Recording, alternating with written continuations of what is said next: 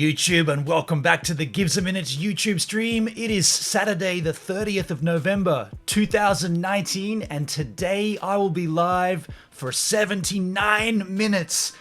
That's right, 79 minutes. Should this work throughout the whole course of the stream, 79 minutes is the duration. I gotta say, there's been multiple changes to the YouTube Studio Beta. They have now pushed the live now capabilities of streaming into the back end. It's very, very difficult to schedule a stream and then have your software, in my case, Wirecast, automatically begin the stream. They just keep changing things. I don't get why. I go ahead and I look at it. Like, I looked at it this morning and I was like, I got up earlier than usual, right, to make sure. And I looked at everything. Everything's cool. Okay.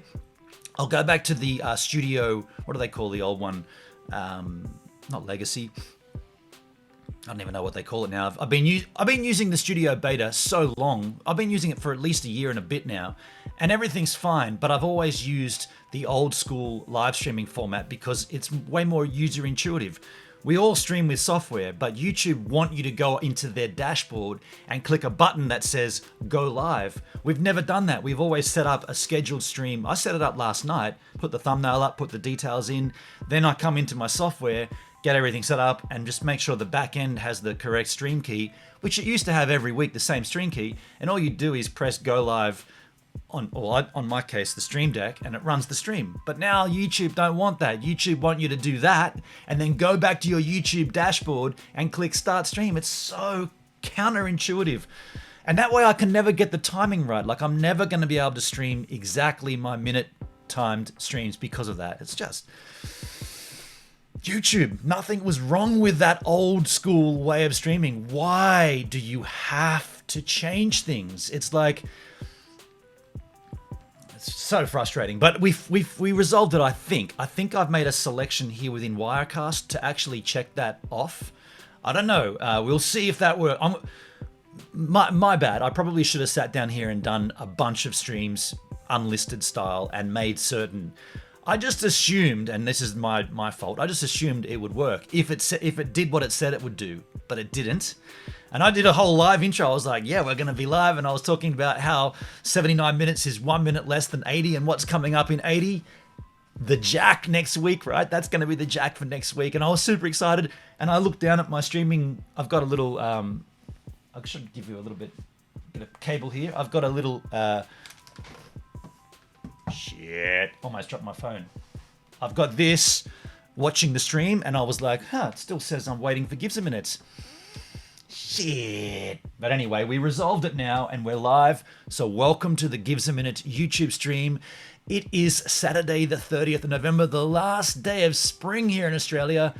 First day of summer tomorrow. Yeah!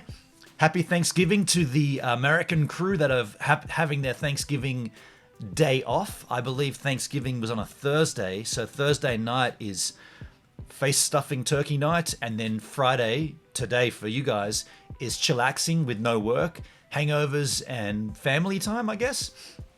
Well done. Happy Thanksgiving for all of you folk. We don't celebrate it in Australia. We do steal a bunch of your traditions, but that's not one of them. So I don't mind that we don't steal that one. I mean, I'm thankful for things all the time. I don't need a special day to say thanks. I say thanks every day to the givers. One thing that has changed recently here on the Gives a Minute YouTube channel, and consequently the DLive channel, I've now got myself a proper external monitor. Now I'm going to cut to the reverse camera. You see it here, right? This thing here, that thing there. There used to be. I used to use my my little phone there as that monitor. Oh no, my bad. I used to use this guy for that monitor.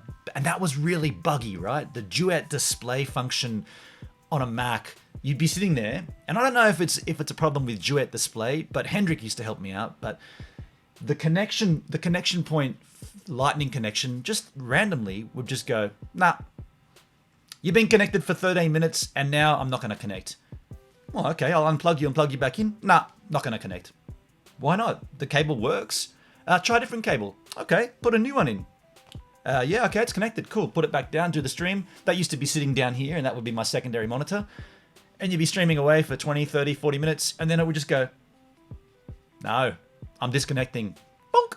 And you'd be like, why did it disconnect? And I'd lose my external monitor. And then throughout the stream, I'd have to like pick this thing up and show you that it says it's connected, but it's not. And I'll be like, watch this, unplug it, plug it back in. You'd hear a little bonk. Okay, connected. Bonk, disconnected. So the resulting experience was one of frustration for me and for the stream. I don't know why I didn't think of this. Maybe because I'm just not so savvy at sometimes, but I did have that monitor you've just seen on the left here. I had that initially for streaming from Stevan. Big update for that too. That was initially purchased for streaming from Stevan for the live chat. Ironically, this is better for the live chat in the van because it's nice and small. I'm going to pop that away in case I drop it. But that monitor I couldn't use here in my setup because I didn't have enough HDMI. See how I said HDMI, not HDMI? I didn't have enough HDMI output ports on my computer. But on the Belkin USB breakout box I've got, there was an HDMI port. And I was like, well, blow me down. Could I be using that? So I tried it the other day, and sure enough, it works. So now I've got a beautiful, look at this, look at the size of this. If I click here, got this beautiful resolution, right? Which we can now put full page websites on. It's gonna look great. That makes me excited. That makes me happy. That makes me joyful. And the little small changes and other changes coming, which we'll get to. But I do want to talk to the chat because this is a live stream where we engage you guys in conversation because otherwise it's just me rambling. So that being said, let's go up to the chit chat here at the very tip top. Now I'm going to go right back up to the top. I see DLE Crystal in the chit chat. You were the first, DLE. Good morning. Welcome to the chat. Welcome to the chat. I'm going to have a sip of this because I'm a little bit nervous. Not going to lie. Get a little nervous on these streams. Get a little nervous. And then Tim Arscog. Good morning, DLE. I'm going to check a few other channels for a while, brew up some coffee, wrestle with the cats, and see you all here later. I like it. And while you guys were doing that, I was frantically making sure that this would work. And it didn't. And I said, good morning. I'm feeling great. So, well, one of the cats won't let him up. He's too busy attacking me with a severe case of cuddles with a K. Tim. Cool. I love cats. I'm a cat and a dog man, right? I'm actually more of a bird man, if anything. If you had to ask me what pet would you really love, I would love a baby bird, like a little parakeet, a budgerigar even, you know, like one out of the nest, which I have to like spoon feed and then it becomes your own little baby. And one day I'll do that. Is it cold down there? Yeah, so it's actually quite cold here right now. Last night on the daily vlog at 4:08 a.m., it was freaking windy. We never get wind like that in the night, and it was like the nor'easterly, like a day blowing coming in, and I ended up coming back inside. I want to show you guys the sunrise, right? But yesterday, so there's no sunrise yet because it doesn't happen until 5:37-ish, so we got another hour. But of course, the sky will be changing color. But the last 2 days, so this morning was too windy, the day before was cloudy, and then hopefully tomorrow will be 4:16, and maybe there'll be a little bit of skylight to show you guys. Yeah, Tim says it's cooled off a bit in Melbourne. Reasonable bit of rain overnight as well. Okay. I said you need the rain, but not in the city, right? And I got that wrong, Tim. I thought the city didn't need any rain at all, but you said you need it everywhere. The whole state is dry, pretty much the same as New South Wales and Queensland. It's going to be cold all week, and I have swimming as well. Rest in peace, dang. That's DLE. She's also down in Victoria Town. The weather's no good for outdoor swimming. I got to beg to differ there, folks. I beg to differ. I said it was pretty good here this week when I did my snorkel review. What's he talking about?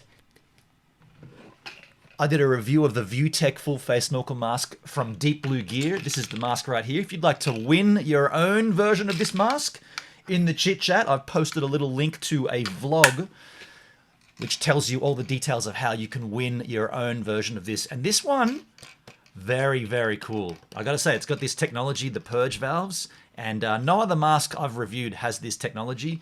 What does that mean? It means if you somehow inadvertently get water inside the mask here, usually you feel it down here on your chin and your mouth area. Well, what you do is you put your hands over these purge valves, which is right on your temples here.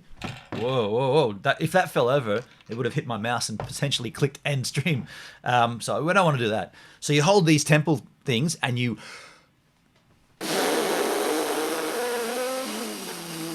wish this was DLive. You could clip that. It's not. Yeah, you blow out with your mouth. By the way, did I mention I've got a DLive account, a channel? News on DLive too. We'll talk about that. And what happens is it purges air out of here and it blows any water out of the bottom here. It's really, really cool. And it also gives you this really unique experience because what's up here on your temple, close to there, is your ears, yeah? So while you're snorkeling, there's little bubbles escaping out here, and it's like blah, blah, blah, blah, blah, blah, blah, blah, blah, blah, blah. It's really quite nice. It reminded me of a dentist office when you're waiting to get your teeth, like you're waiting to get your teeth drilled, and you look into those aquariums, and there's that. I always remember as a kid, I used to go to the dentist, Dr. Walsh, in Miranda Fair, for those playing up in the Shire. Now it's just called Westfield. It used to be called Miranda Fair, and we used to have this dentist with a massive aquarium, and there was a little guy, like a little air bubble thing, and he'd be sitting, it's like a man with a hat on and a pipe, and he'd be sitting in a boat, and because it was underwater, there'd be a little bit of bubble coming up underneath him, and he'd be rocking back and forward with the bubble, and he'd be fishing from his boat, and I remember that. It was beautiful. So yeah, if you want to win your own ViewTech full face snorkel mask and you're watching this stream after the fact, well, that competition is open until the 4th of January. That's when we're going to draw the winner. 4th of January 2020, right here on the Gives a Minute YouTube stream. The only way to enter is to go to that channel, that vlog that I posted a linky poo to, and then do the entrance from there. And then we get the know-who of who's entered. Please do what I ask in the entrance. I've already seen a comment that came through this morning, which is not going to be entered in because they didn't do what I asked. Very, very simple requirement. I even put it on the screen, and some person didn't follow the requirements, so they're not going to be entered in. I'm not a stickler for rules, but if there is a simple instruction, and by the way, the instruction was to use 3 words: cold, Jellyfish, view. Now that all makes sense if you watch the vlog, and I used the word view, V-U-E, because that's the brand here, and I wanted to tie the brand back in to keep the recognition up, right? This is a branded content deal, right? They're paying me to review this, so I keep talking about the actual product, and I said put the words cold, Jellyfish, view, and I even said use the spelling V-U-E. Don't use V-I-E-W, and I put it on the screen. Someone put a comment last night, cold Jellyfish view, V-E-I-W. Unfortunately, you're disqualified before you've even entered. So there you go, folks. So I said the water is not cold because it was beautiful. Mind you, I wasn't in the ocean. I was in St. George's Basin, and arguably that's drip fed through the Sussex Inlet. So the little inlet comes in and drip feeds this massive basin of water. Not very deep, so quite warm. So I probably had the wrong experience. But I've been surfing, so it's not that cold. And Tim said next Saturday he'll be in Robe, South Australia, Kingston, SE, for a few days, hopefully swimming in the surf. Hell yeah. It's beautiful down there, man. I love it. So he said he'll be listening instead of watching the show. Understood, Tim. Understood. Tomorrow, next week, folks, you know what I said before, Jack. AMA. Every 10 weeks we do an AMA and a Jack. So I'll put the call out throughout the week on the daily vlog for any questions that you want to ask me. I know it's ask, but I just say ux because it sounds silly. And you can ask me anything you damn well please, and we're going to open that Jack. Yes, Red Dog Saloon. Whoop, whoop, whoop, whoop, whoop. Can't wait. Tim says, thanks, looking forward to the break. Probably checking out natural cave structure down that way. Okay.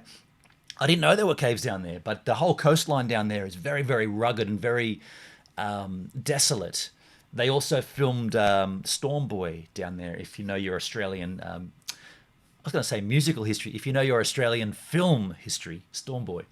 Sick, that's good to hear. And I ordered my MacBook Pro because Tim is off to Apple at knife point. Is that a colloquial name for a High Point shopping centre? Is that where people get stabbed or something? Shit. To pick up a replacement iWatch later. Now, I believe you mean Apple Watch, unless they've got a secondary product. Apple have said they will simply swap it over instead of fixing a screen. That's good to know, Tim. That's good to know. And yes, folks, I ordered my MacBook Pro yesterday. I can't wait to begin streaming from Stevan, both here on the YouTube and on the DLive. Did I mention I've got a DLive channel? I do have a DLive channel, which I've now applied for verified. What? We'll talk about that momentarily, but And we are going to get into the conversation topic. Don't worry. You know this is long format now. We can ease our way in here. We can chillax. We can talk about stuff. We can smooth our way down this live experience as we've got a lot of time up our sleeves. That's why I take my time to address the comments. This is a two-way street. This is not just the ramblings of one man. This is the ramblings of my entire chat. So ramble on, ramble on. Gee, that would be good if we could tie in some music here, but unfortunately, YouTube don't like that. I'd queue up a Led Zeppelin track right there. Potentially the one Ramble On, maybe. I don't know. Would that be too much of a giveaway? So yeah, Tim says, still hearing about the MacBook Pro having overheating problems due to internal wiring not being thick enough to handle the electrical current draw. It takes a while to heat up, then start switching off. Now what Tim's referring to there is thermal throttling. And this has been a big issue with all of the MacBook Pros up until the 16-inch, which has just been released.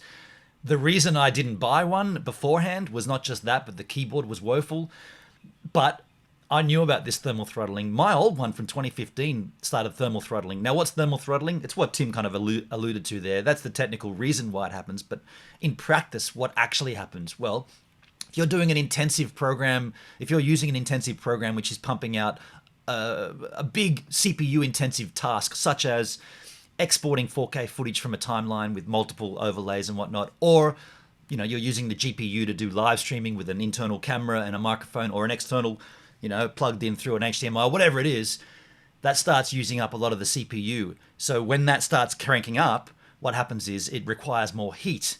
Things get hot, right? When things start working and using more power, they generate heat. And unfortunately, the internal airflow chassis design on those older MacBook Pros didn't allow enough flowage of fresh air through the system.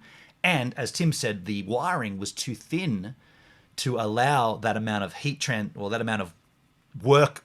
Now, this is getting a little technical with all those nanometers and crap. I don't know too much about that, but basically the pipe was too small to let all that workload through, and so the machine itself would drop the process down to generate less heat. So you would still be able to do the process, but at the sacrifice of something else. In most cases, particularly with live streaming, that would be at the expense of frames. So you'd start dropping frames because you'd be CPU too hot. Thermal throttling starts dropping down, less frames getting pumped out so that you don't overheat. And that's why I couldn't use my 2015 for live streaming. I did tests out there, and it worked for like 3 to 4 minutes, and then all of a sudden it'd be like, and it wasn't the tower, I wasn't losing 4G connection. My machine the fan would kick in, and it'd start overheating, and then I'd look at the machine and it'd be like, you'd move the mouse and it would go. And so I was like, you know what? This ain't good. So that's why I never bought that one, but they addressed this in the 2019 16-inch, which I've just bought. And I'll explain what I bought and why I bought what I bought momentarily. But Tim, well done. But yeah, they have resolved that.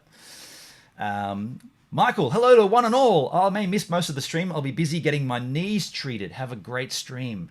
Dude, I feel for you, man. I know some crew that have had knee reconstructions back in the skateboarding era, or the skateboarding community, and I don't know if you're getting a reconstruction, but I hope it goes well for you, man. Tim says, I picked up a replacement iPad, charged up the old one to transfer its contents, and now the old one's working. That's weird. Tim, we still haven't seen you over on DLive, man, and I know Mindy mentioned that in the chat. Mindy! So yeah, you got to get across to DLive, Tim. We miss you over there, dude. I've been streaming there every day, and things have been going really, really well. Really well. It's so well that we had Charles Wayne, the CEO of the platform. Now, he has been in my chat a bunch before, so it's still rad, but it's not untoward to see that man in the chat commenting. It'd be like Susan Wojcicki jumping in here. That'd be the equivalent. That'll never freaking well happen. But Charles jumps in my chat quite often and drops Ninjaginis, which if you don't know what DLive is and you don't know what a Ninjagini is, it's the second largest donation you can drop. He drops Ninjaginis in my chat, and you know what he did the other day? He came in with a bomb of information. Do you know what?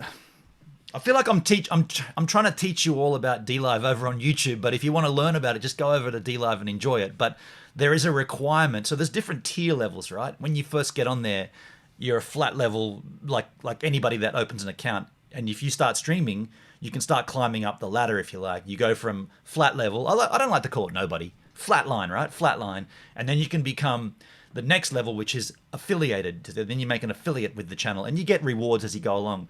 Well, I'm an affiliate right now. The next stage from that is what they call verified, a verified partner. And then the top tier above that is called a global partner. That's the top you can go. So 3 different rungs, 4 if you include the base level. So I achieved affiliate, and then to get from affiliate to verified, one of the requirements, amongst a bunch of other requirements, one of the requirements was an average viewer per month, spread out over the whole month, your average view. Like on YouTube here, we've got an average of, we've got 10 crew watching this stream, so the average would arguably be about 4 or something, right? If you averaged it all out. So in DLive world, that's called CCU, concurrent users. So they had a huge CCU requirement. It was 40 CCU over the course of a month. Now I stream every day on DLive for 3 to 4 hours, sometimes even longer. So my average would go up and down, but I only ever saw 21. 21 was the maximum I've seen on my CCU, which was 1 over half. And I'd met every other requirement very easily. I'd met the stream time requirements, the donation goal requirements, the subscriber. I met all those requirements, but I couldn't get the CCU requirement. And Mr. Charles Wayne comes into my stream, just chit-chatting, and dropped the Ninja Genie. And I was like, hey, Charles, now that you're here, can we be bold? And I was very careful not to ask him specifically because I want it. Like I'm no better than the next streamer, really. So I don't deserve it. Just like I don't deserve it, just like no one else deserves it above someone else, right? If we all get a reduction in CCU, it's across the board. I wasn't just saying for me. And I suggested to Charles, potentially it might be a little high. Like I was thinking 25 instead of 40, 25, right? Like I've only ever seen 21, but I know that if I sat down and really smashed out good quality content, such as IRL streaming from Stevan, I could potentially get 25. Not 40 though, I don't think. And Mr. Charles Wayne lets the truth bomb fly. What does he say? He says, shh, CCU is going away soon. So he came into my stream. This is before it had been mentioned anywhere on the platform. I had people like Cincy and Alchie saying Charles was in Gives a Minute stream dropping a truth bomb that the CCU is disappearing. How accurate is that? And people were wondering about this because of the Gives a Minute stream, because Charles was in there dropping the truth bomb that they're going to remove it. And what happened? A day and a half later, totally at random, if you like, you see the requirements for VP disappear. CCU goes out of the equation. And then there's an announcement, a tweet from DLive. We've listened to our creators. The CCU was too big. We dropped it entirely.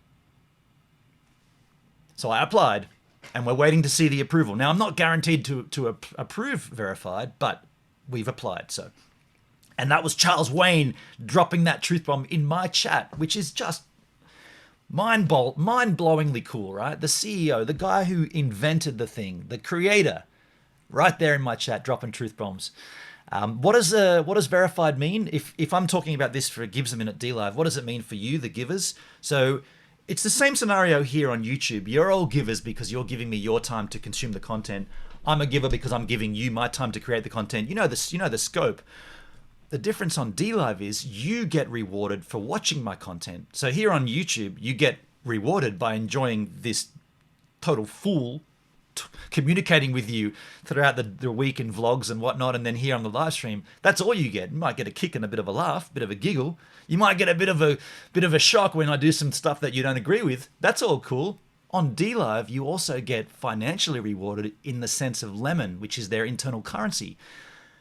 As a VP, they have a little gift scenario there called the treasure chest. And all throughout the week, the treasure chest grows as I'm streaming. And then I open my chest and give it to you guys at the end of the week. Well, as a VP, my chest grows 50% faster than it did as an affiliate. So there's a bigger reward at the end. So just beautiful, beautiful, beautiful stuff. And that all happened this week on the DLive. So did I mention I've got a DLive? It's in the chit chat if you want to go and have a look at it. But Tim, the point of this total spiel right now was to get you over there, man. We want you over there. Okay, so then I said, I was asking Mindy about rain becoming snow because we're coming into the cold months in the States, right? Tim's talking about his new iPad. Tim got a new iPad, I believe. It's not brand new. It's only a Series 2 out of 3, but in excellent condition. The new ones are expensive here. Also, Tim swapped out his iPad or his iWatch. Either way, he's got a few things going on the boil at the moment. There's been a lot of things... Steak? Money's too tight for steak. Steak? For the stream. Benny Crawford scaring the absolute crap out of me with a donation. Thank you, my friend. That absolutely blindsided me. Thank you for the stream. Thank you, Benny. Benny's over there on DLive a lot. I appreciate you, Benny. Thank you for the donation. Scared the bejesus out of me. So yeah, Tim's having issues. He's never been on Discord on DLive because of his bad iPad. Mindy's also got issues with it with Discord. I don't know if the iOS app on Discord is all that hunky-dory. I don't know. I don't use it, but I guess I could try it now. I've got my iPad, which I don't use for the stream. Tim says, here's a suggestion for Apple to target the elderly. Introducing the new Apple iPad. It's got the memory that you used to have. Tim, that's actually pretty funny. You should email Apple and tell them that ad campaign. I always thought that on a similar vein, I had this thing as a kid that when Star Wars was coming out, like the big three first films, McDonald's should have tied that together with the Chewbacca burger, and it could have been like the Chewbacca burger. Could you Chewbacca burger today? I always thought that'd be cool, but that never happened either. Okay, Tim says, depending on how Apple go replacing my iWatch. It's not an iWatch, dude. It's an Apple Watch. You can't go in there talking iWatch crap. Apple Watch. And he said, I may be emailing them. Okay, and then I said, I'm sorry, I went live and it didn't work. Okay, cool. Now I'm back. DLE Crystal, DLE. Okay, Mindy, they can sort that out. I picked up the petrol chainsaw. Tim says, you're going to bring a chainsaw over and hack this shit down. Aero Gamer in the chit chat. Now we're getting towards the bottom of the chat here, folks, which is good. Aero Gamer. Good to see you, my friend. How do you do? Welcome to the Gives a Minute YouTube stream. Tim says, YouTube have been getting a lot of criticism down here for a month. Very poor customer resolution on defective products. YouTube, or are you talking about Apple? And, oh, wow, Tim says, I'm the first to be negative for the stream. You know what, man? You know how I feel about negativity? It's as equally as important as positivity. Tim, if you got negative vibes that you need to let off for whatever the reason, you're always welcome right here on the Gives a Minute YouTube channel to let it all out, boy. Let it out. Adrian Banks in the chit chat. Adrian Banks, Turkey for Turkey Day, Thanksgiving Day. Grim86 in the chit chat. Grim86. Whoop, whoop, whoop. Grim. G'day, Grim. Grim's across the ocean there in the New Zealand area, so all the way east across the Tasman Sea. Grim also comes straight from the DLive machine. Good to have Grim over here. Good to see you, man. I always get beautiful vibes when I see the same handle from DLive here on YouTube. It's a very difficult thing to bring anyone to YouTube. We saw that back in the day, back in a couple of years ago with another program where we tried to bring Facebook across to YouTube. Very, very difficult. And nowadays it's very similar, very similar. But I love it when I see my crew from DLive come across here. And Grim86 is a big player on the DLive. If you want to see a chilled out DLive stream, go across to Grim86's. When you get to DLive, you can either find him through my channel because I've followed him as well, or you can just type in Grim86 at the top there and you'll find him. He's a Kiwi, sits down and drinks bourbons and whiskeys, puts the tunes on the television and just gets into it. And it's always cold over there, so he's got beanies on and he's always rugged up, nice and warm. And he's his trade is a dairy farmer, so he gets up stupidly early, and then of course later on in the evening he gets really tired and gets really loose and drinks. It's really cool stuff. So well done, Grim. Good to see you over here, my friend. Aero Gamer, Grim's in the house. Yeah. Watch the vlog, so there's the link. Shipping that snorkel mask to Canada is prohibited, isn't it? It's only prohibited in the sense that I hope Jeffrey, the happy Canadian, does not win, because Jeffrey wins all of my giveaways. So in that regard, yes. And by the way, it's not me shipping. You won't be getting this one. You'll be getting you'll be Snorkel Mart, the distributor of this product. The retail distributor will be shipping you your winning mask direct from Snorkel Mart. This one here is mine and I'm keeping it. I've also got another one too, a small one. And I also said use all caps too. I haven't actually seen the comment. I saw the notification on my phone saying cold jellyfish view, and I was like, but did they not use caps as well? Okay. Just Edie in the chit chat. Hello, Edie. Good to see you. Edie Murphy in the chat. It's been a while. I followed your little page there on Facebook.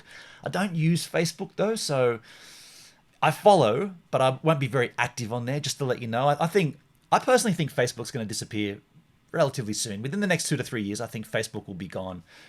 More and more crew are not using it, what I understand, and I'm using it, but I don't like it. So, but Edie, nice to see you back. Wow, something just landed on my eye. Have I got something in my eye there, folks? You know what it is? It's a glimmer of hope. Oh yeah, cornball. Game Nitroflex in the chat. Game. Welcome to the stream, my friend. Oh, what a cool handle. Nitroflex. Night Reflex. Game Night Reflex. Gotcha. Nice to see you. I'm off work. Yay, yeah, Friday for Thanksgiving, a holiday, right? Benny Crawford in the chit chat. Benny. Yep, I see you there now. So I'm now getting close to the bottom of the chat here. Sorry about how long this took, folks. Just Edie, I've got to check you guys out on DLive. Yeah, Edie, you would love it over there on DLive.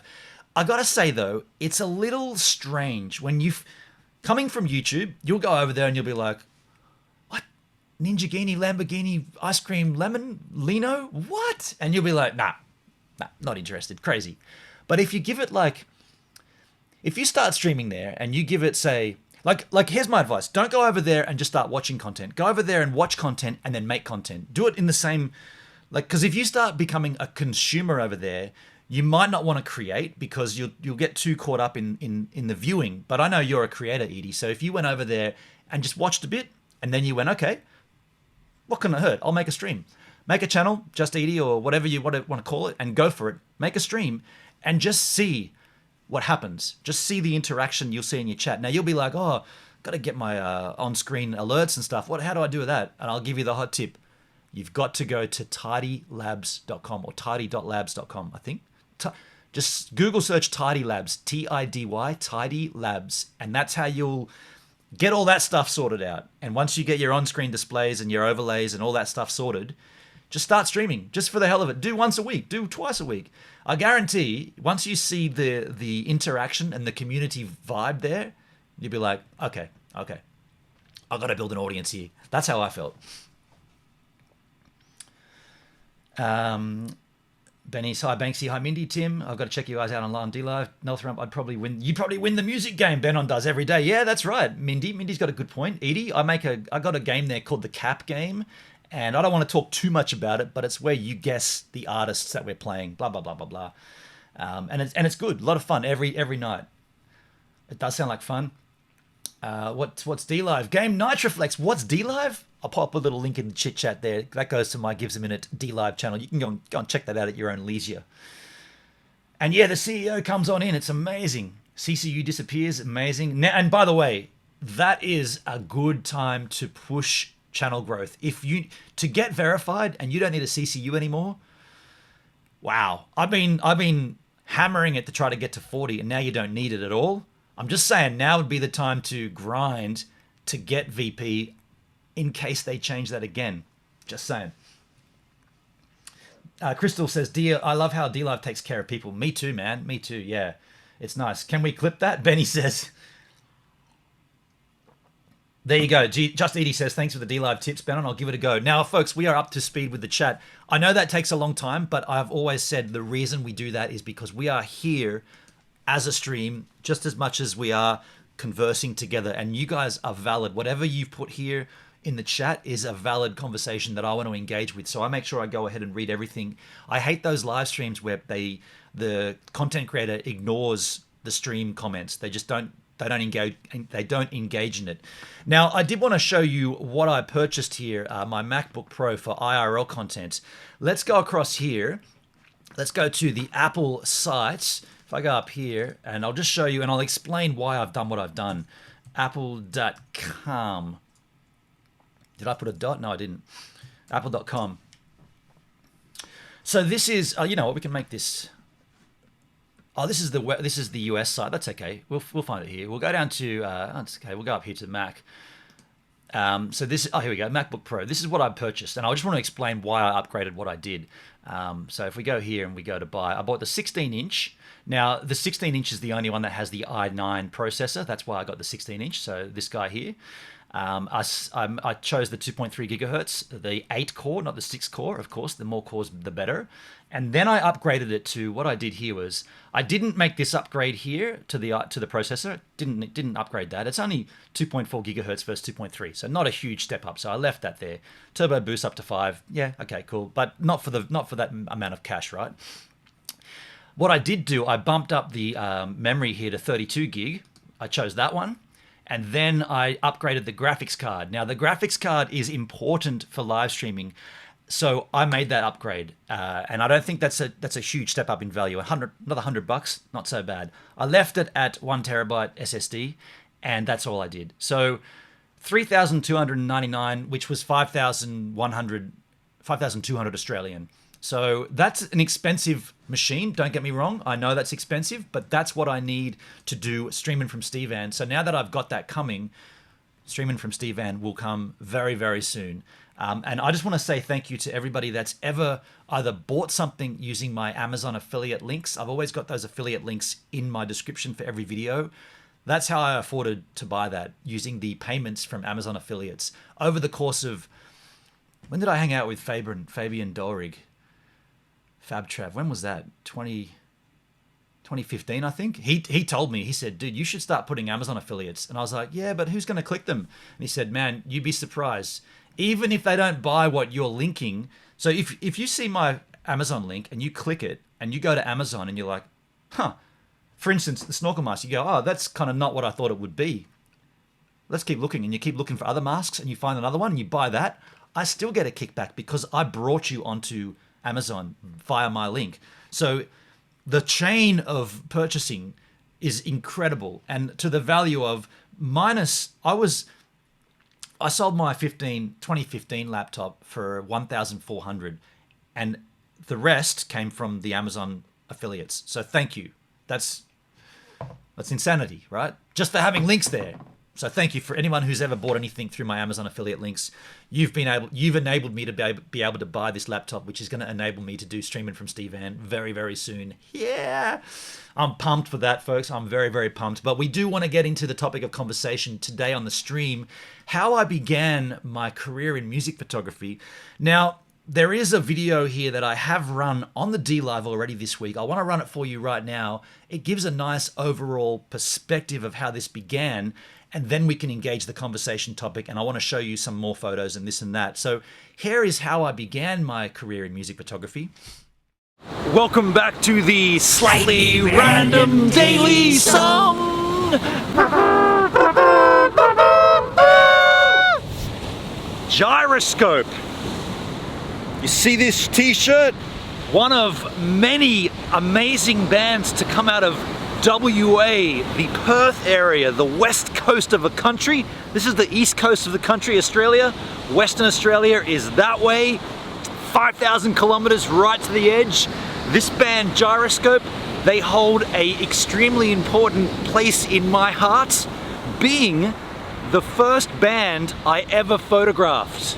First time I ever took a camera into a gig and shot still photos, which began my career as a music photographer.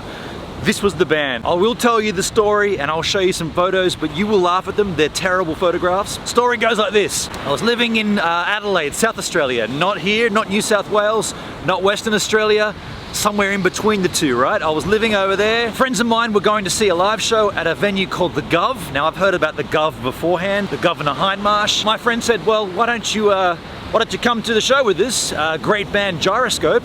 I hadn't heard much about them at that point. There was one track that I had heard and I was enjoying. I was like, yeah, I like that song. Let's go to the show. So I bought a ticket. And my friend says to me, hey man, why don't you bring your camera? You know, take your camera, get some photos. Yeah, okay. I had a Canon 20D. 30D. I think it was a 30D. Had a Canon 30D. And he said, bring it along. So I said, yeah, okay. Take my camera with me. Go to the box office, the bouncer sees the camera, says, you can't bring that in, dude. That's a professional camera.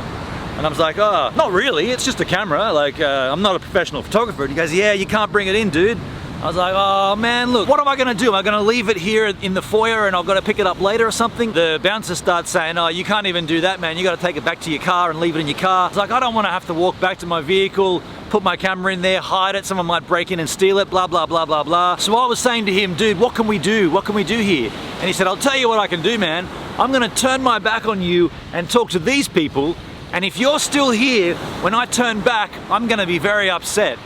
And so he turned his back on me, and I walked straight into the venue with the camera. Don't forget I had a ticket. I wasn't trying to sneak my way in. I had a ticket. I went in with my camera, and suddenly I'm in the venue with the camera.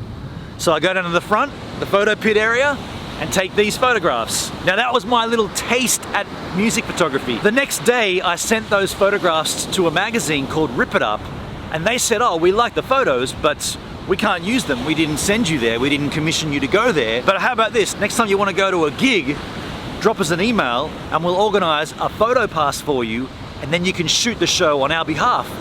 And that's how I began my career as a music photographer, sneaking a camera into the Gov to see Gyroscope, and then sending the photos onto a magazine, and then I ended up working for the magazine for many, many years. It's another story we can get into another time. Now that gig was in 2008, in May. Now I photographed Gyroscope many times. Whenever they toured, I always went and saw them because it had a personal place in my heart, right? So shot them many, many, many times. I got a great photograph of them at the Big Day Out. I believe it was 2010 in Adelaide, the Big Day Out. I took a really great wide shot of them, the whole band on the stage, and I had that photo printed on a massive canvas for myself. I really loved that photo. But then one year I was photographing the band at Clipsal 500, which is a race car event, like a circuit racing car event when they have bands playing after the race, right? Gyroscope were on the headline band. So I shot them. I had an access all areas because another band that I was working with was also playing. So I ended up going to the Gyroscope dressing room, knocking on the door saying, hey guys, you don't know me, but you have a part of my heart because of, and I told them that story. And then I showed them the photograph that I took at the Big Day Out, and they were like, dude, that is a great photo of us. That's a really good photo. We really like that. I got thinking, you know what? I'm going to boycott shooting the next band at this event, which was Birds of Tokyo. I'm gonna drive home. I'm gonna get that canvas. I'm gonna come back to the event and I'm gonna hand the canvas to the bands.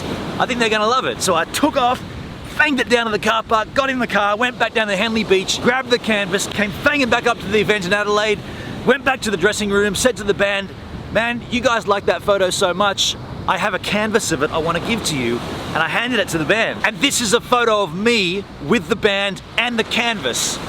I think that's pretty cool. They're always going to have a close part in my heart. I'd encourage you to go and see Gyroscope if you get the chance. Now, I mentioned one song that I knew of the band before I shot them way back in 2008. That song was Doctor Doctor, and I want to show that to you right now. What do you say we look at the ocean in the meantime? I'll pop you guys down here. Maybe a bit like that. So this is Doctor Doctor from Gyroscope, the first song I heard from the band, the first band I ever photographed. This is from their album Sound, Shattering Sound. If you create content for YouTube, it's important to understand our community guidelines, common sense rules that anyone using YouTube needs to follow to keep their videos and account in good standing. If these aren't followed, content may be flagged by the community, and after review could be removed, age-gated, or possibly have features restricted on that channel. All content posted to YouTube is subject to our community guidelines, thumbnails, titles, and even comments in chat. We do understand it can be frustrating when an action is taken on one of your videos and you aren't sure why. In this video, we'll walk you through the guidelines so that you have a better understanding of what is and isn't okay on YouTube. So let's get started. First of all, YouTube generally doesn't allow nudity or sexual content, including pornography. But videos that discuss sexuality from an education, documentary, scientific, or artistic perspective may be the exceptions to the rule. If your video fits into one of these categories, call it out clearly in the video and in the metadata so people can better understand the context of the video. Racy videos that might not go against our guidelines, like a dance performance where the costume shows some nudity, may get age restricted but not necessarily taken down. Don't post harmful or dangerous content, So no videos encouraging others, especially kids, to do things that could hurt them, or your videos will be age restricted or removed. But a video that teaches people how to do karate, for example, is okay. Remember, context is important. Next up is no violent or graphic content, please. So gory videos that are shocking or show gratuitous violence are not allowed on YouTube. If you're making news or documentary videos that show violent or graphic content, always provide a description in the video and its metadata to help people understand it's for informational purposes. YouTube does not allow any form of child endangerment or sexualization on the platform. We work closely with expert organizations who will report child exploitation to the right law enforcement authorities. Respect copyright and only upload videos you made and own the rights to. Don't use anything someone else owns unless you have their permission or it falls under fair use. Check out the Copyright Center for more details. And if you need great music, try the YouTube audio library where all the tracks are free. Do not post any hateful content or make hateful comments. But what is hateful content? Well, it's anything that incites violence against people based on race or ethnicity or things like gender, age, or sexual orientation. YouTube supports freedom of speech, but it's not okay ever to post videos that could provoke hatred. There you go, folks. Gyroscope from Sound Shattering Sound with the track Doctor Doctor. What did you think, right? Great song, great band. I'd highly recommend you go and check them out. The band is great, the music is great, but those photographs I showed you earlier were terrible. I'm gonna sit down and go back looking through those archives and try to find the best photos. And look, while I do that, you guys can go back to the live stream. What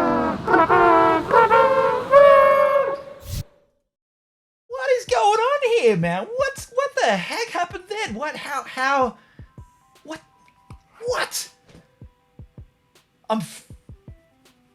is going on with that? I know. What's going on?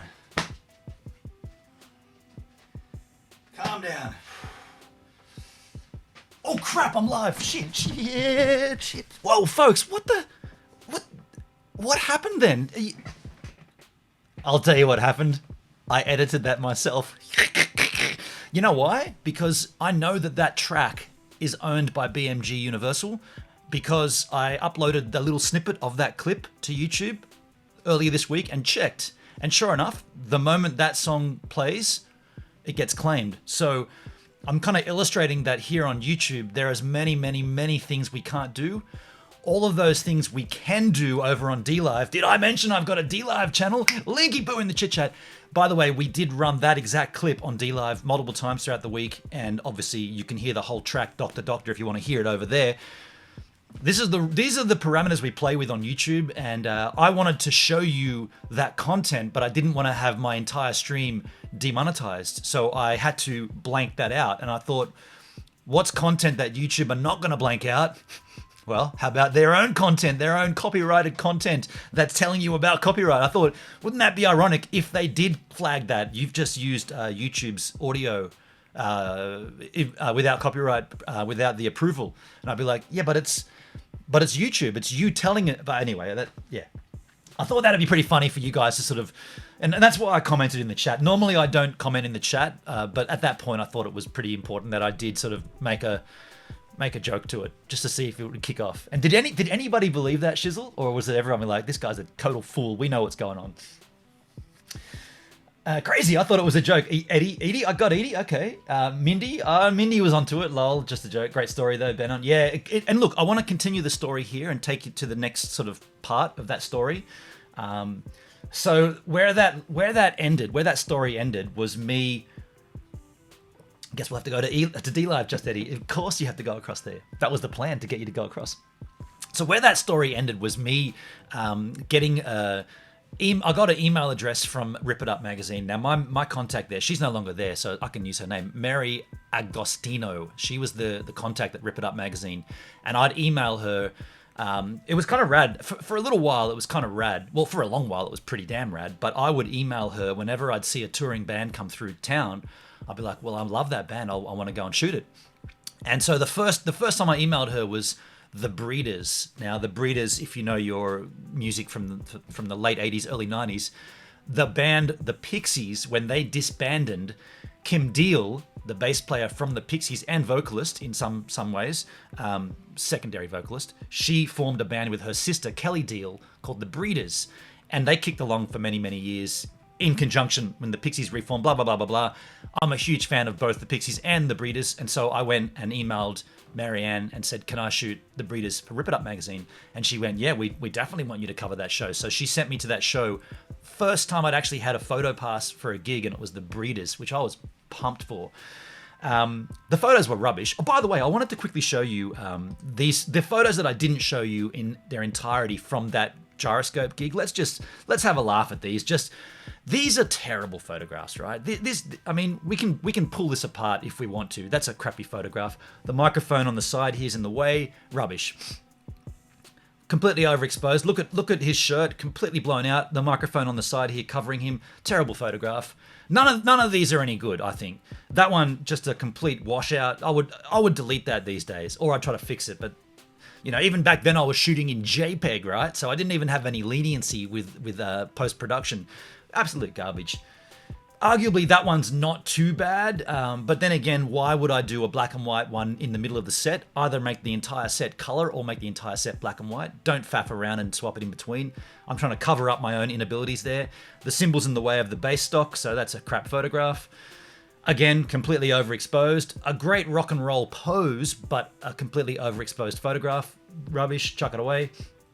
Mindy's got a split. See you guys in 5 to 6 hours on DLive. Thanks, Mindy. See you soon. Edie, I love the Pixies and the Breeders. Yeah, me too. Good music taste. So there's a better photograph of that. It should have been kept color. I don't know why I made it black and white, but again, look at that mark, the secondary mark in the way. That's just garbage. I wouldn't keep these photos these days. Underexposed to the absolute extreme. Throw it away. Overexposed.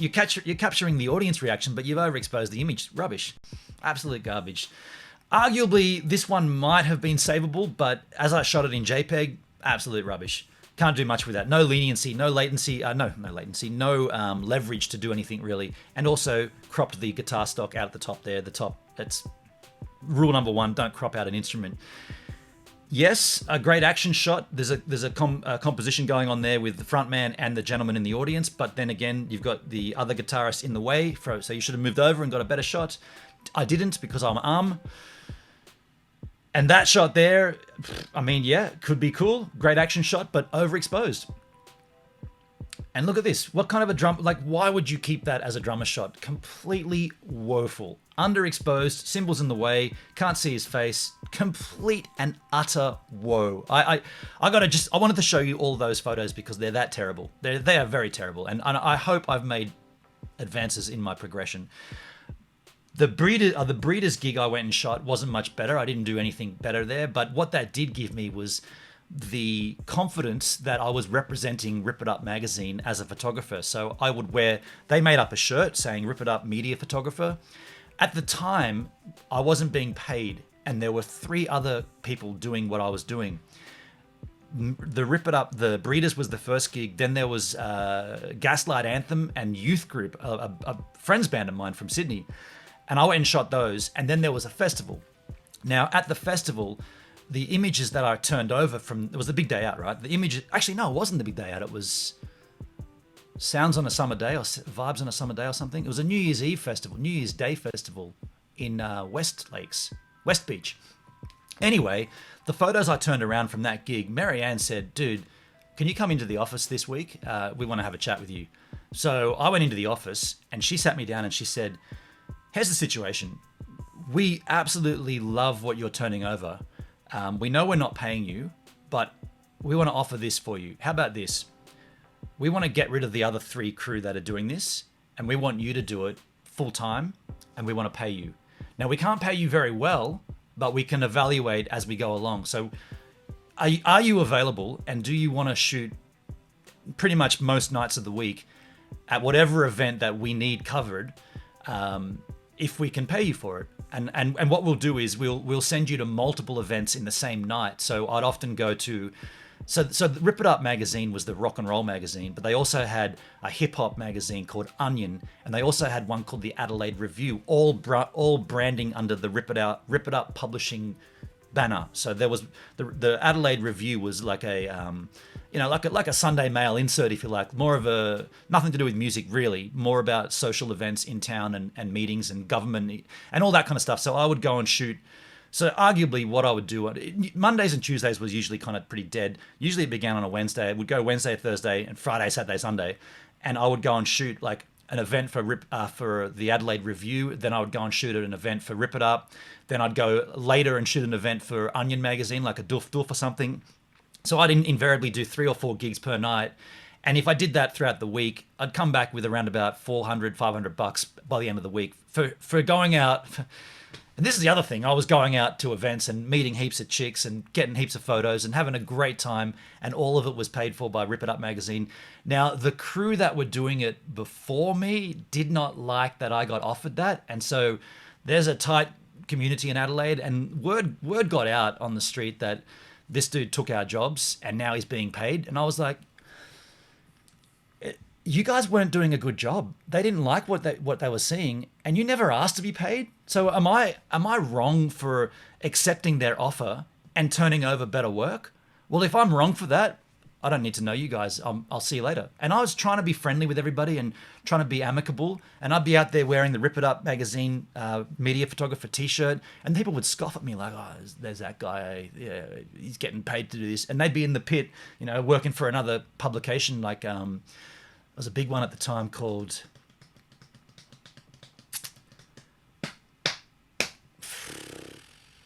Faster Louder, right? That's a big nationwide, it was. I don't think it exists anymore. And they didn't pay their photographers. And so those crew that used to do the Rip It Up thing for free ended up shooting for Faster Louder. And they'd see me at the gig and I'd be wearing the Rip It Up shirt. And they'd be like, and like, basically my name was mud in the Adelaide community for quite a while. But I was loving it. I was out there every night shooting all these gigs, getting paid, meeting heaps of people, and I got loads of other work because of it. So I'd meet bands, and I'd often get like a AAA pass to go backstage and hang out. And I managed to network with bands, and I managed to meet tour managers and booking agents, and I got so much work because of it. I was shooting everything. But interestingly, that kind of concept of a media photographer, I quickly realized how dead it is. Like the idea of invariably, as a media guy, you shoot 3 songs from the pit and then you have to leave. Unless you have an access all areas, then you can go backstage and talk with people and eat food and drink and whatever. But if you're just there as media, which most of the time I was, let's be clear, most of the time it was just media, you're in and out and you don't really achieve anything.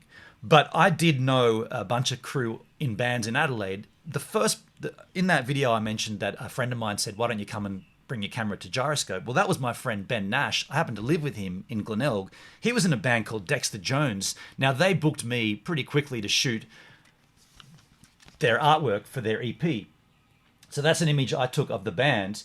And I guess that was kind of like my first sort of real taste into something outside of a gig, right? This is not a gig. This is setting up the band and bringing lights and doing a portrait shoot with a band. And I knew that I could do this, but I just didn't have the talent to work with, the subjects, if you like.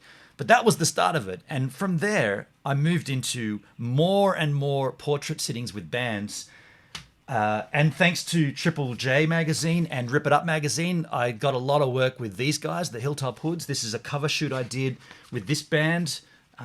Again, not something that I would really aspire to work with hip hop artists, but by the way, Josh Homme on the other side there. This was arguably this was like my biggest sort of.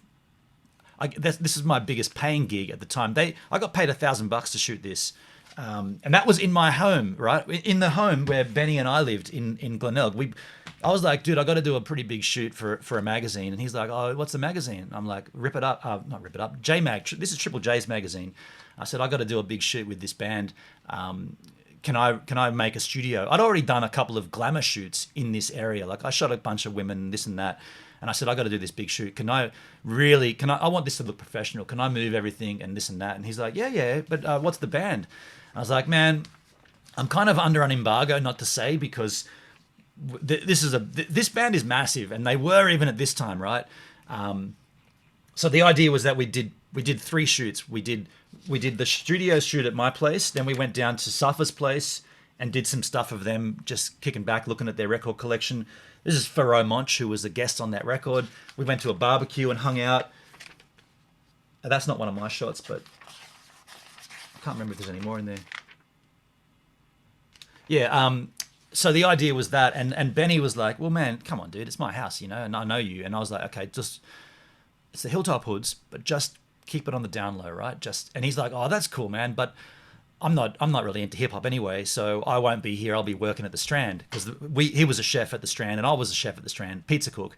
And I said, how about this, man? After we finish the shoot, don't say anything to anybody, but I'll bring the band up to the Strand and we'll have lunch there. And he's like, fuck yeah. And so he knew that they were coming, and we did the shoot. Everything was cool. We got the great shots, and turns out that shot there was one of the ones that I didn't like, but they ended up using it, blah, blah, blah.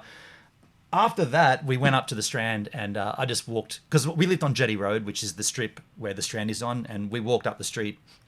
So it was just me and the Hoods, and we walked up the street, and it took, that walk is about 700 meters, and that walk with the Hilltop Hoods from my house to the Strand took about 25 minutes. They were stopped by everyone. Every single person wanted an autograph or a stop and chat, and I was like, and they said, man, this is why we don't hang out in social, because it's. And I said, okay, and I called up Benny. I said, dude, we're going to come in the back way. Can you just like it's okay for staff to come out and hang out, but can you just like don't tell the front staff, the front of house staff, just the chefs and that. So we went in the back of the Strand and came in and sat down, and soon enough we got fed, and then the word came out and people started coming in and flocking for autographs, blah, blah, blah, blah, blah. Pretty cool experience, but that was the start of it. And I went ahead and did so much work with those boys. I'd like to show you a little bit of that. If we go across to here, we go to my website here, we can scroll down. I've got some little promos here, published work from myself. So this is a combination of things here. Right now we're looking at, that's Jet from Tracer, the Mark of Cain. I'm just going to siphon through these pretty quick. Some Tracer work, which we're going to show in a moment. So Rip It Up, there's another shoot I did with the Hilltop Hoods for the Rip It Up magazine. That's for the cover. And by the way, I ended up getting fired from Rip It Up. That's another story. I'd like to tell that another time. It's pretty dubious, but I'll explain it later on. Not this stream, but if you want to know about how I got fired from Rip It Up magazine, I'll happily explain it to you, but maybe not now. Fire Santa Rosa Fire, that was a great shoot in an old abandoned house. Hashtag Urbex, there's the Rip It Up, the J-Mag cover. British India, a great band out of this country. They extensively touring, did a lot of work with those boys. Lowrider, another Adelaide hip-hop, sort of trip-hop band, great stuff. Parkway Drive, did a lot of shoot with those guys for an American magazine called Alt Press. Tracer, I'll show you that stuff in a moment. Funkors, another hip-hop band from Adelaide, obviously tied in with the Golden Era record label with the Hilltop Hoods. Sabon Kira, a metal band from Adelaide, got a lot of time for these boys. The Damned Humans, this was a shoot I was booked to go and shoot in Sydney when I was living in Adelaide, so I flew across and did this shoot with the Damned Humans, great stuff. Hilltop Hoods as part of their, what was it called? Their zombie movie, I can't recall what it was called. Parade of the Dead. Poetical Justice, a great Adelaide hip-hop, trip-hop, hip-hop, funk, reggae, all kinds of styles. Some Tracer work, Hilltop Hoods again. The front of the Rip It Up local magazine, local picks for the year. Another one for Hilltop Hoods.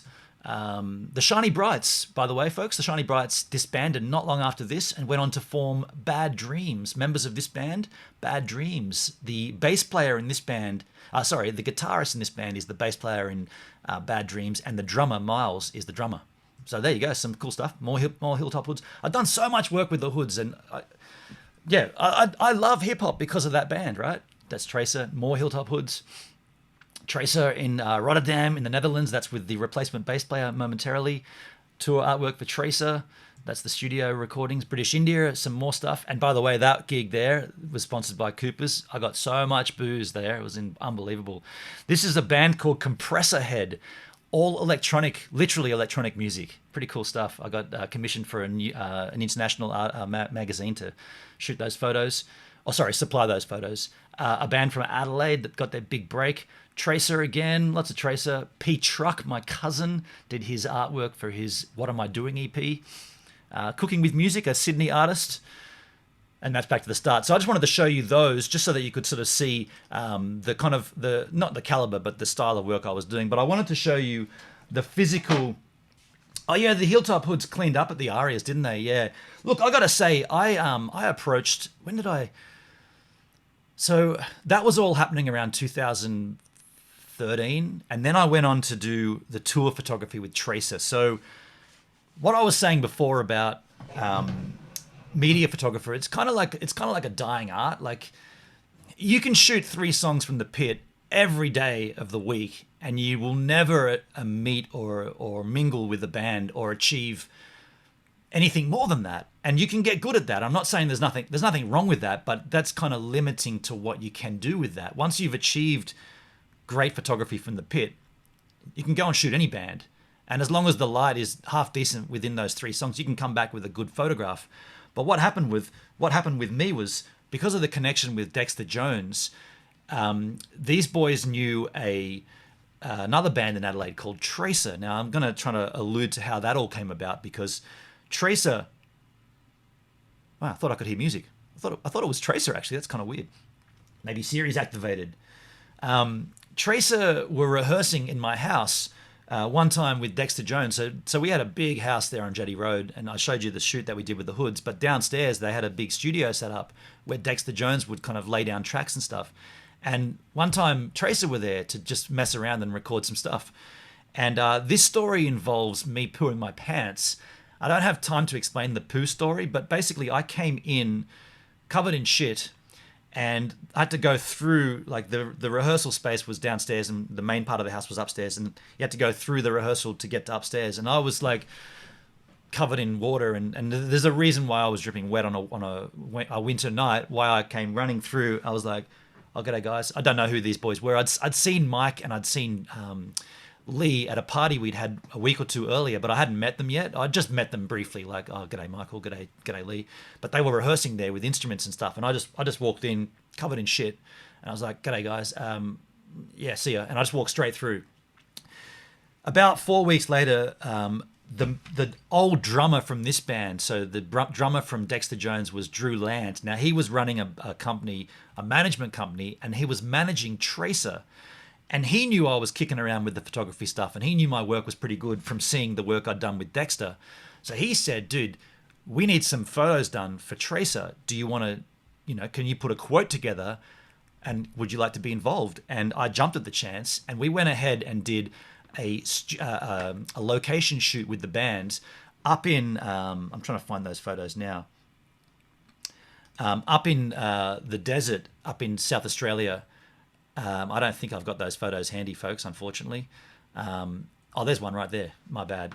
So we went up and did a photo shoot up here in the desert, up in Port Augusta. That's one of the photos from the shoot. I wonder if there's any more in here. I don't know for a fact. But what happened is, that's Lower Rider Hilltop Hoods. Okay, I don't think there's any more in that outlay. So we'll just leave that there. But what happened from that was that the conversation began with me and the band, and we got along so well that they kind of joked and said, we need a tour photographer. We're touring Europe. Do you want to come with us? I was like, well, yeah, don't I? Of course I do. And all of that stuff, all of that talk up in Port Augusta and all that cool conversation really became a friendship with these people. And I went on and toured with them from 2011, 2012, all the way through to 2016 when they pulled the pin on their bands. But I wanted to show you some work I did with them on their records. This is their record El Pistolero, their second album. So I've featured in here with work. And this is what I'm saying, like, unless you brand yourself and unless you network, so obviously this was done in my studio up in the Adelaide Hills, unless you can network with a band, you'll never take it further from the 3 songs from the pit as a media guy. And that's why I think media photographers is kind of limited. It doesn't really go anywhere. This is their most recent record, Water for Thirsty Dogs, which featured my, by the way, this one's a green vinyl. Check that out. Heck yeah. The other one was red vinyl. This one features some work. And by the way, their first album, Spaces in Between, didn't get a vinyl release, but it came out on CD, obviously, with lots of my photographs. And this here features a bunch of my work too. So what I'm getting at there is you can have... I just noticed that it said full dynamic spectrum down there. Full dynamic frequency spectrum. That's pretty cool. There's my actual photograph of the bucket that was a bucket. You probably can't see that very well, but that's a bucket that says water for thirsty dogs. I walked past, up in the Adelaide Hills, I walked past a house on the front lawn. That bucket was out there, and it had that out on the written on it. It said water for thirsty dogs. I came back to the band at one point. I just happened to say, "Oh, check this funny thing I found up in the hills," and Mike was looking at it, going, "Water for thirsty dogs." That became the album title and a track, a cracking song on this album too. And Mike was like, "Dude, you've given us so much cool content." Because I gave what was the other thing I gave? I can't think what it was, but there was other things that I brought to the band, and Mike was like, "Dude, we need you just to provide us with things we can use. Water for thirsty dogs." I thought that was so rad. Just Eddie, yeah, cool vinyl, yeah. They do have the first album. Let me grab it. The Spaces in Between album should be here somewhere. I can't see it off my handle. Tracer.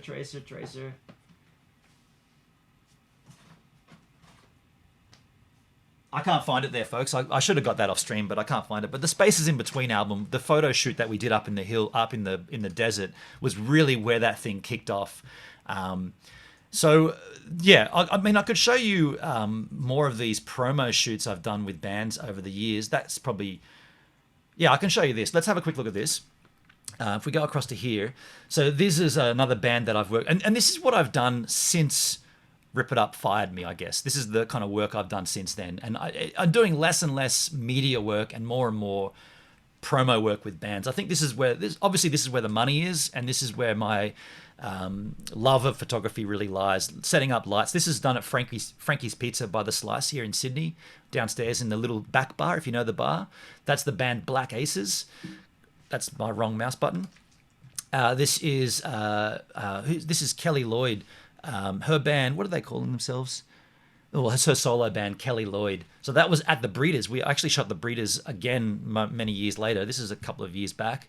That's at the back of the Enmore Theatre in Sydney. I put that light behind to get this nice pattern off the wall there. Kelly Lloyd. This is Scream Feeder. You can see Kelly Lloyd in that band as well. So she plays in both bands. She's the front woman of her solo outfit. But then this was another gig with her band Scream Feeder. This is at the back of the Annandale Hotel in Sydney, a famous rock institution if you know Sydney very well. Now this was 1757, a band I did some work with in Adelaide. This is at Jive. Pretty cool promo shoot there. British India on a train station in Adelaide behind the Gov. The Mark of Cain, huge band from Adelaide, the Mark of Cain. What's important about this photograph is that in this member of the band here, John Stanier, he's the touring drummer. Well, he's actually the recording drummer, but he lives in the States because he plays with Helmet and Tomahawk and Battles. But when he's not touring with Tomahawk, Helmet, or Battles, he is the drummer for the Mark of Cain. So he was in town for the big day out for Tomahawk, and the Mark of Cain were touring. And so I got commissioned to shoot a promo shoot with this band, and I was stoked to meet John Stanier because I'm a huge fan of his work. This is that shot of Tracer in Rotterdam when they got the new bass player for Temporary. That's shot in an alleyway. I put those two lights up on the wall there to make that ambience. The Beards, we know the Beards. If you know the DLive, you'll know the Beards. That's a really fun shoot with a really comical band. Tracer from the Desert stuff there. Lowrider, this was shot in my home studio. I love this kind of vibe here of the lighting. Hilltop Hoods, there you go. You've seen that photo. Now this is us, not Black Aces, Burn Collect. So an outfit that kind of dissolved not long after this. This is a cool sort of party shot, if you like, but all that lighting, including the lighting in the fire, that's not a real fire. I lit that with some gelled flashes. That's all my lighting. That was an abandoned house with no lights available, but all that studio lighting of mine. Hilltop Hoods again. Now this is Prime, another hip hop artist that signed to Golden Era at the time. This became artwork for his EP. Now again, all the lighting in that shot is my lighting. That lamp is not a lamp. That's my light inside the lamp. That's my light from the computer reflecting on his chest. That's a flash. I love lighting. Like I set up multiple speed lights to get this effect. Poetical Justice on top of a building in Adelaide. Fire Santa Rosa. Now this actually is a real fire in the back there. The only other lighting in there, or there's a couple of lights going on. There's one coming in. Where's my mouse? So there's a light coming in here, which I've gelled orange to sort of mimic a sunset. And there's one on the side here doing the same thing. And then there's a big studio light here lighting up the whole band. Fire Santa Rosa Fire went on to do some pretty cool stuff in the Adelaide scene. This is the Regurgitator. This is shot inside the Gov in the band dressing room. I just proposed to them, you haven't had a very good press shot for some time. Let me fix that. And I went on and shot that for them. And that also got used illegally by a bunch of people. One of them being, I had a bit of an issue with someone using that illegally. Nice portrait work, Benny. Thanks, Edie. I appreciate that nice vibe. Cheers. Thank you so much. Tumbleweed. This is shot in the streets behind the Gov in Adelaide. Now that blue light, that's the front yard of someone's house, had a really old decaying tree, and I jumped the fence, put a speed light down there with a blue gel on it to get that effect. And then after I shot that, Tumbleweed wanted me to give them the photo for free, and I quoted them and said, no, this is the cost, and they declined. So bad luck. I'm not giving work out for free. The Funkors shoved in the shower cubicle at the Gov. I love that photograph. They bought that off me. They went on and used that for many, many years. Great stuff. Parkway Drive in an abandoned or a disused milling lot behind the Gov in Adelaide. There's the Shiny Brights doing some funky boat action. In Excess. Now, when In Excess got their new frontman, what's his name? Kieran, but it's spelt really strange. The gentleman in the front here, that's the existing members of In Excess, and that's the new front man. That was when he joined the band. Oh shit, did I just do that wrong? I think we jumped. We'll go back the other way. A local gentleman from Adelaide. I just liked the color of the barn behind him, the hay. Now we're going back here. Now this band, I can't recall their name. They're not kicking around anymore. The Daylight Braves. Again, with my gel. I love the gels, right? I love putting gels behind bands. This is, what's his name? James Rain. This is shot up in the Adelaide, the Murray River. That's the Murray River behind him at a festival. I just like the idea of him with an umbrella. We obviously lit that from the front, and I just love getting out there with lights. Poetical Justice with a couple of touring extra members from their horn section. What's her name again? Joan Ann Power. Yeah, she was a soul singer from Adelaide. Did some work with her. Poetical Justice. I love that shot. This is in a hallway of a venue. The Vampirates. Wow, that's an early shot of mine in a little alleyway. Lowrider. There you go. There's the original image from the Dexter Jones shoot from this artwork. The Damned Humans in a suburban street in Sydney somewhere behind, I guess that would be the back of Redfern or Waterloo. There's Tame Impala, a very, very early shot I took of Tame Impala. I love that. That was at the Monarto Zoo. Oh, folks, I can hear my outro music rolling. This has been a fun stream. I hope you've enjoyed this talk about my live music experience. I will tell the story about my firing from Rip It Up if you want to hear it. But thanks for sticking around, folks. See you all next time. Wow.